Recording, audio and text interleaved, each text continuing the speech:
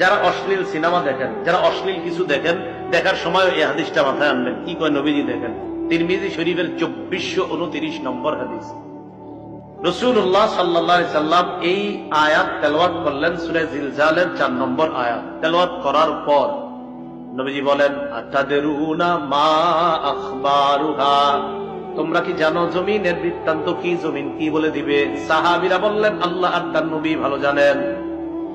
নবীজি বললেন, ফাইন্না আখবারাহা আন তাশহাদা আলা কুল্লি আবদিন ওয়া আমাতিন বিমা আমিলা আলা যহরিহা আন তাকুলা আমিলা কাযা ওয়া কাযা ইয়াউমা কাযা ওয়া কাযা।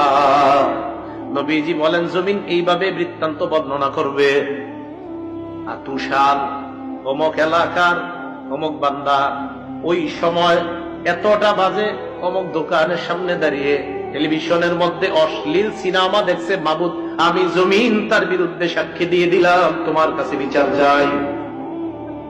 সময়, স্থান সব বলে দিল। তো বলেন তো, আমার আপনার আমল নামা এটা কিয়ামতের ময়দানে আল্লাহ হয়তো ডান হাতে দিবে, না হয়। তো এর আগে সাক্ষীগুলোর কথা মনে রেখেন, আমল নামা দেওয়ার আগে প্রথম সাক্ষী হবে জমিন। 2 নাম্বার সাক্ষী ফেরেশতা।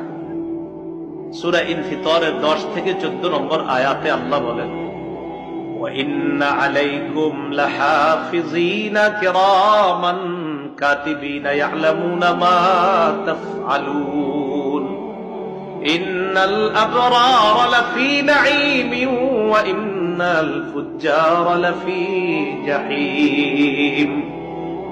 আল্লাহ রাব্বুল আলামিন বলেন, তোমাদের সাথে সংরক্ষণকারী যত্নবান ফেরেশতারা আছে, তোমরা যা করো তারা তা দেখে। সম্মানিত লেখকগণ, আল্লাহ এরপর বলেন, পুণ্যবানরা নেয়ামতে পরিপূর্ণ জান্নাতে থাকবে আর অপরাধীরা জাহান্নামে থাকবে। বলি নাউজুবিল্লাহ।